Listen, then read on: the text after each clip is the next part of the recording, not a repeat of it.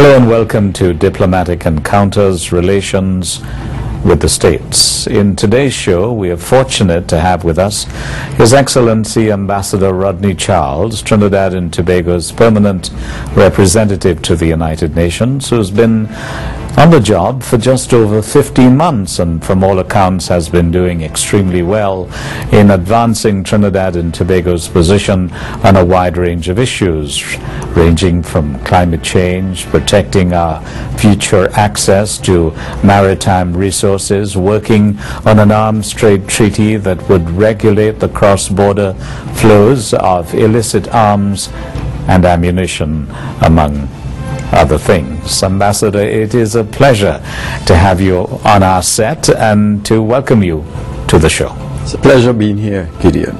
Let's go back to those 15 months and what has been happening as far as you're concerned in representing Trinidad and Tobago at the United Nations. Well, Gideon, the United Nations is the seat of multilateralism. We have in excess of 191 countries, and they're each focused intently on its national interests. And our job is to ensure that our interests, Trinidad and Tobago, is represented, its perspectives are articulated, and that whatever comes out, whether it's a resolution or a treaty, that our interests are protected, that future generations can look back and say that this generation of diplomats worked excellently in protecting our national interests. So you've fitted in very smoothly and very nicely into what obviously was a very new environment for you. It was a learning curve. It was. You begin to learn things like that they are national interests. Somebody would be a friend with you, a country would be a friend with you, and this is you. And on another issue, he'd fight you vigorously. Let's take a country like India, country with which we share ancestral, historic, spiritual links. And one recognizes early that while at a strategic level we share a certain commonality, but yet when it comes to specific issues, we could differ significantly. For example, if you take the issue of climate change, India and Trinidad and Tobago would share the view that those countries that have polluted, to ensure that they were developed, and we are talking about the developed countries, those countries that pollute have an extra responsibility to deal with the issues of pollution and climate change. And that involves flows of money to those countries that are suffering from the effects of the pollution which they historically created. So we share that perspective. However, India is now what we call one of the fast-moving developing countries, the BRICS, the Brazil, the Russia, the India, China. And they are now on the threshold of modernization. And their view, India's view and China's view, is that the United States and those countries, first world countries, polluted historically. We have not done so. There's a term they use, common but differentiated responsibilities. We have a common heritage to deal with the problem, but differentiated responsibilities. India will prefer to look at cumulative carbon emissions. Trinidad, they would prefer to look at it from a per capita basis. Because of the population? Because of the population. That is against our interest, because we are looking at it, if it were on a per capita basis, we would be among the top 10, 15 countries in terms of a carbon footprint, while our cumulative emissions are small. So you notice when we are discussing that our interests diverge, but that is normal. We expect that with no countries, you have neither friends, permanent friends, nor you have permanent enemies. At the UN, you have permanent interests. And that is where it starts, and that's where it ends. So there is no a reason for taking issues, personal issues, seriously, because at the end of the day, as you say, you're looking at the question of permanent interest. Now, how would you respond in a case where India as an example, or China for that matter, with whom we have great bilateral relations, were to call on Trinidad and Tobago to support these countries against the industrialized world, against whom there have been so many accusations of carbon footprinting. The Indians and the Chinese and the Brazilians, these countries have well-developed diplomatic capability. They understand clearly that in some areas our interests will diverge. The question is, we have to ensure, as we work through the problems and the challenges, that we keep at the back of our heads the long-term vision and the long-term strategic interests which we would share with India, we share with China, Brazil, which is one of the fast-moving developing countries nearly in our backyard, in whom we have significant bilateral relations. We have to always keep that at the forefront, and there's an understanding. For example, when it comes to issues like capital punishment, Britain and Trinidad and Tobago, we share the Commonwealth, we share significant historic links, rule of law, adherence to the rule of law. But because, they're part of the EU, and the EU pushes the perspective that capital punishment ought to be non-existent, it ought to be taken off. It is barbaric. It's barbaric, they say. So the British ambassador would be talking to myself, and I would have to rigorously put forward the Trinidad and Tobago's perspective, which is our society is a democracy. We are evolving.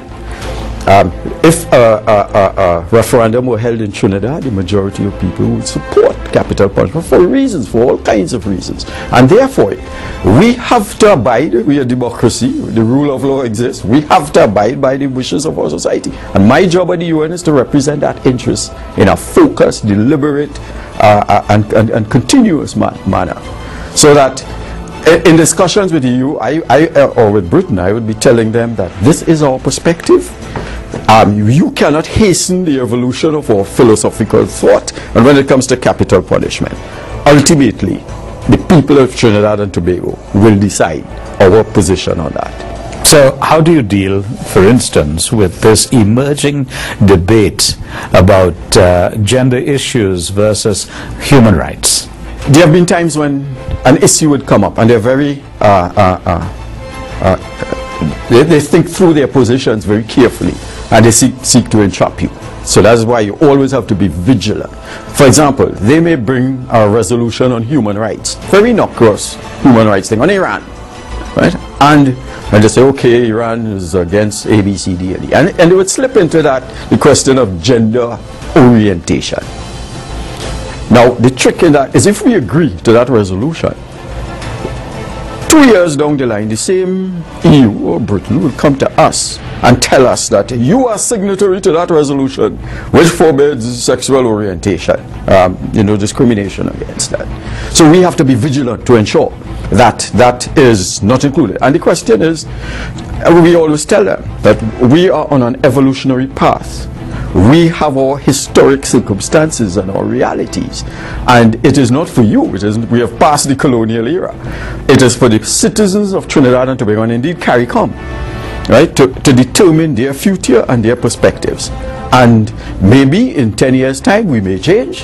At that point, it is not for you to tell us. It is for. So we look them in the eye, and we look them forthrightly, and we tell them technically where the boundaries lie, and they understand.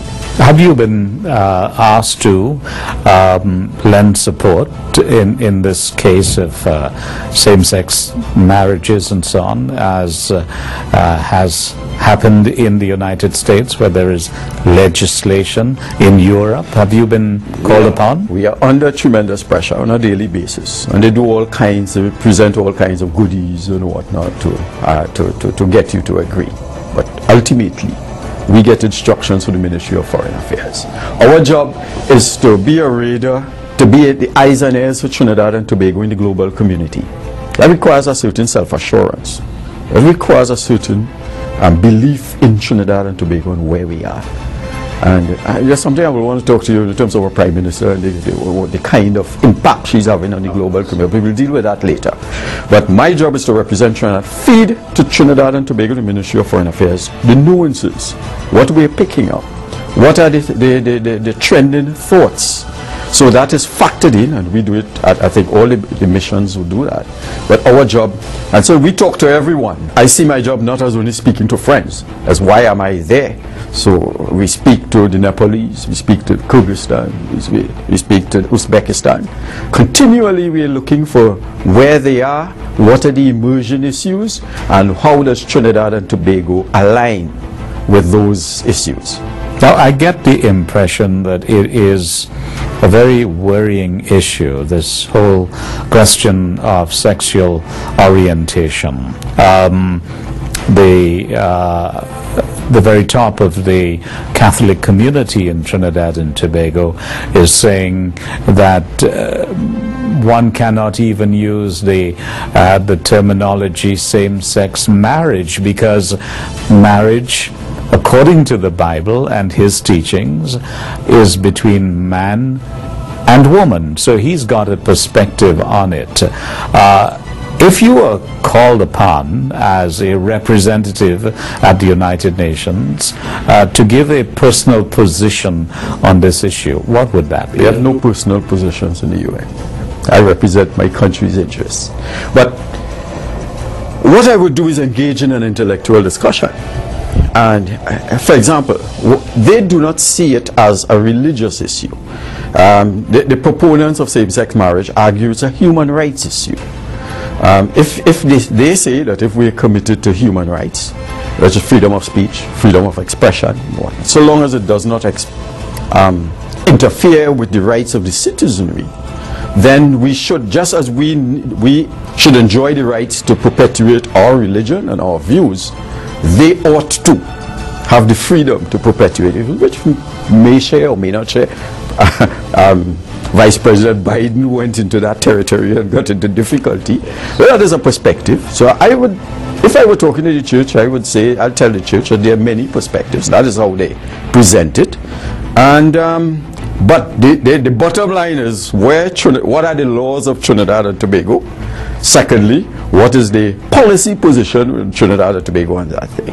Where our society is, and what is the evolution in terms of that thought process? And my job is not to perpetuate my personal principles, but the principles of the government and people of Trinidad and Tobago. Excellency, you're walking in the footsteps of great men who've served at the level of the United Nations, and I'm sure that this must make you feel proud of the position you hold, representing this small island nation in the Caribbean.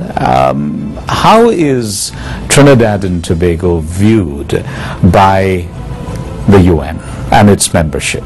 Trinidad and Tobago is highly respected, and I cannot take credit for that. The credit lies with some of my predecessors. For example, President A.N.R. Robinson, he piloted the resolution on the establishing the International Criminal Court. He spoke about that in the UN 12 years before it came into effect. There are individuals like Lennox Bala, and he has a tremendous record in the law of the sea. And we have Dodger Jalin. These were men of stature, men of respect. Sir Ellis Clark falls into that category. There's been a little lull subsequently, but we are building back Trinidad and Tobago. We are punching above our weight. I tell my staff that Trinidad and Tobago is the United States of the Caribbean. They look to us for leadership. And in that regard, my Prime Minister, when she comes to the UN, we have open doors with respect to the Secretary General, because last year at the United Nations, I was proud to see her leading the thrust for women increased participation in politics globally. And she's sitting, and you were there, yes, and she's sitting with the Prime Minister, the President of Brazil. She's sitting with Miss Hillary Clinton, Secretary General. She's sitting with the head of the UNDP, Helen Clark, with Miss Bachelet, with the President of Kyrgyzstan. I literally took the President of Kyrgyzstan by hand. She wanted to meet the Prime Minister, and I held her hand and walked her in the hall to meet the President, our Prime Minister. And after the she presented, and there was the interview afterwards, it was clear to all in the UN that Kamala Persad-Bissessar is a leader, and that she's pushing an agenda in the same, following the same format as A.N.R. Robinson did with the ICC. And sometimes when I hear the view that perhaps Prime Minister should not travel, I want to say that there are significant interests that Trinidad and Tobago we have to protect. And we could only do that if our leadership has the respect of the United Nations. I'll give you an example.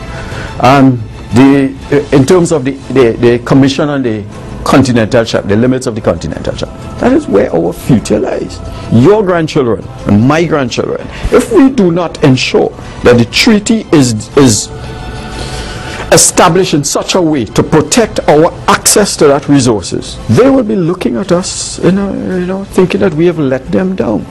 Trinidad and Tobago is less than 2,000 square miles. Our exclusive economic zone is 200 miles out, and we have to ensure that our access to the continental shelf, where our oil and our energy is going to come from in the next decade once the technology catches up. Our job is to protect that. We could only protect that if they're willing to listen to us. They're only willing to listen to us by our leader. When I go to the Secretary General and I say my Prime Minister wants to meet you, he rearranges his schedule to accommodate that. But we have to be there. We have to be present. We have to be leading the thrust. I could talk about the Arms Trade Treaty. One of the problems we face, you are aware of the fact that we sit between the producers of the drugs and the consumers of the drugs. They do not care about us. We go to Mexico, Mexico tightens up, they switch to Guatemala, Honduras, and they come to Trinidad. Now, one of the problems is the fact that when the drugs go, the arms come in. We are negotiating an arms trade treaty, a robust arms trade treaty that will be able to force manufacturers to put identification mechanisms on the arms, so that when it ends up in Trinidad and Tobago, we could know the route, who's taking it, who in Trinidad is importing it, and whatnot. There are strong lobbyists in developed world among the manufacturers of arms and whatnot who do not want this to happen. We are fighting a battle, Mexico, Honduras, Guatemala, ourselves, CARICOM, to force a robust arms trade treaty. We have a member of my staff, Ambassador Charles. He's the lead negotiator for CARICOM on the arms trade treaty. If we were to get that, then it would play a part in reducing the death rate as a consequence of the drug trade that affects Trinidad. But to get at Trinidad and Tobago has to have the respect, and we cannot get that by a Prime Minister who remains in Trinidad. Yes. So I appeal from where I sit, and knowing what is at stake, I appeal that we need a presence, and the fact that she has built a reputation, and people look to her for leadership. But to be leadership, you have to be present and you have to be there from time to time. Yes, and I remember the Prime Minister making the statement when she was talking about this arms treaty, talking about the impact, the negative impact on women in particular, women who run the homes, women who have the responsibility of looking after their children, and when they are under attack by arms and ammunition, then the whole family unit breaks down. I think that was a significant point that she was making at the United Nations. She was able to get inserted into the movement of illicit arms and ammunition, an addendum of women inclusion in that issue, so that their concerns are respected and addressed. Let me make the point about the Prime Minister and increased women political participation. The UN is now committed to 30% women in senior political positions. This year, at the margins of the General Assembly, the Prime Minister will be proposing a side event, significant side event, on women economic participation. Now let's think about that a little bit. In our society, women play a significant role as nurturers, protectors of the next generation, transmitters of our culture and our heritage and those sorts of things. To the extent that we empower our women a significant proportion of the problems that we face, challenges that we face, will be reduced. Let's give an example. It is the government is now committed to early childhood care. There was a book when I was studying years ago in tertiary education. There was a book of my mother, it was entitled, I think it was by Edith Clark, My Mother Who Fathered Me. Mothers play a significant role. If we could empower them, if we could understand the stresses they face, if we could give them the tools to deal with some of the challenges we face in society, then we'll be going a long way. For example, I hold the view, and I think a lot of people hold the view, that the gang warfare is significant. Part of it is the men. And our relationship with women is determined by the respect we give to them. We respect our mothers, but not our girlfriends. Well, here I'm talking in generalities. She is on the cusp of an idea that if it gains traction globally, it will redound to our benefit. And I think it is gaining traction. It has. Yes. It has. Because in the UN Woman, Ms. Bachelet, she looks to our Prime Minister for advice. She looks for direction and support. And we understand that the Prime Minister has been invited for an official visit by the President of Brazil. So that in itself tells you something. And that speaks to our bilateral trade in future. Brazil is one of the largest economies in this region. Yes. And to the extent that you have the Prime Minister on first name terms and excellent relations with our Prime Minister, those are the things that we have to build upon. And at the UN, we work to support, to ensure that Trinidad and Tobago's interests are protected. But there are other areas in which the UN and our mission, we work together. Let's explore some of those, and in particular, the green economy. That is in fact, that is the most significant debate taking place now. That is going to be the basis of our conference on climate change, because the green economy deals with sustainable development.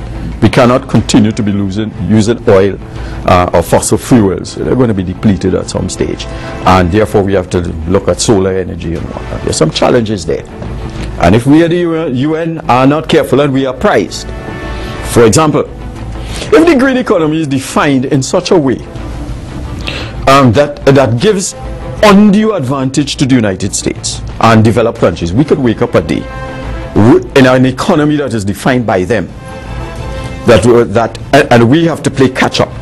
For example, the technologies, the green technologies, are all being developed in the developed world significantly. We at the UN are developing partnerships to ensure that property rights, intellectual property related to the green technology, that we have access to that. So they cannot have the technology, they cause the pollution, develop the new technology, prevent us from acquiring it through intellectual property and patents, and then charge us for what they have done globally. So here's where we are spending a lot of effort to ensure that the intellectual property rights are developed in such a way that our interests are protected. We have to ensure, in terms of the green economy, that there is not, and this is Trinidad and Tobago's self-interest here, that there's not a carbon tax for carbon dioxide emissions. If that happens, think about it. Our Point Lisa's industries, which are not necessarily up to date in terms of the best practices, bearing in mind that most countries do not have the best practices. So 90% of the countries do not have, we do not have. But they could retrofit very quickly. It will cost us significantly to retrofit our industries to deal with their definition of the green economy. Secondly, there's talk about a carbon tax. If we put a carbon tax, Trinidad, we are in terms of pollution very minuscule in terms of our output. We have not been a historic polluter like the United States, Canada, Germany, France, etc. And yet, so they cause it, They have the technology and they tax us. So we have to fight very, very vigorously to protect our interests, to ensure that Trinidad and Tobago is kept whole in this discussion. That we recognize that the technology is evolving, and that however that evolves, our interests and our access to it must be protected. Is it an issue for which you get a lot of support from the other small island developing nations around the world? Yes, we do. In fact, there's a group called AOSIS, the Association of Small Island States. Yes, it's small island developing societies. And by and large, we are at one head in terms of the common and the differential responsibilities, that they have done the pollution. We are suffering. In fact, there are islands like the Maldives that are disappearing. Fiji, and a lot of islands in the Pacific. In fact, they think that we in CARICOM are not as conscious and actively supporting, because by and large we are not facing the problems as acutely as they do. But if we think about it in Trinidad, Southwest Peninsula, Manzanilla. When I go to Manzanilla and the tide is out, you see coconut stumps out, half-mile out. It tells you that things are happening to Trinidad. And if we do not recognize that we all share as a planet, and the future of mankind is at stake, if we do not recognize that, if we allow countries like the United States and whatnot to continue polluting, then we will bear the consequences. So our flooding that we experience may be indirectly related to climate change. Yes, we could go and dredge the rivers and dredge it every year and divert resources to that, but ultimately there's a global responsibility. Trinidad and Tobago by itself cannot act. Grenada cannot act by itself. Venezuela cannot act. It requires a multilateral response to protect the common heritage of mankind. Excellency, let me take the opportunity to thank you most kindly for making yourself available. I'm sure that there's a lot more to talk about, but very, very quickly you assume a very pivotal position at the UN General Assembly in September. Tell us about that. Oh yes, I'll be a vice president of the UN General Assembly.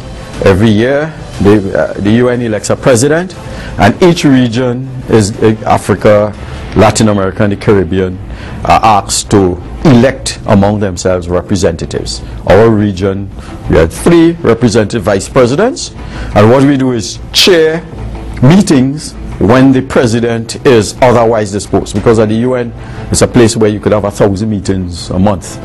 So we would be chairing meetings, and I have been honored by the group of Latin American and Caribbean countries to be given the opportunity to represent GULAC, that is that group, in the UN General Assembly as a vice president. And this comes after 15 months.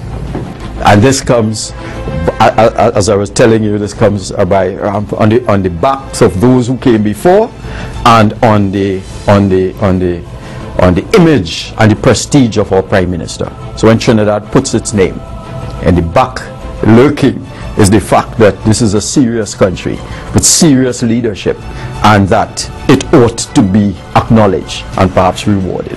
So I'm humbled by that thing, but I recognize, as I said, that it is the Ballas and the Ellis Clarks and our Prime Minister that is responsible for anything that we do. And I also want to tell you that we are committed to protecting our country's interests. There are many things that are lurking beneath the surface. And just one last point, in terms of the rule of law. Small countries like Trinidad and Tobago can only exist and prosper if the rule of law is respected in international relations. We sit among some very powerful countries who are not necessarily have our interests at heart.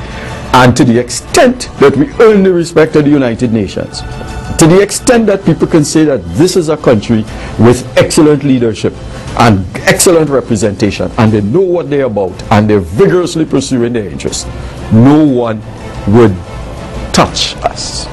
and to extend your grandchildren, my grandchildren will enjoy a better life, a more secure life, based on the work that you do and I do, and all the other ambassadors and the Minister of Foreign Affairs, who also deserve significant credit. If we do that, then they would look back on us just as we look back at Sir Ellis Clark and the contribution that they made. Thank you very much, sir. Thank you so much.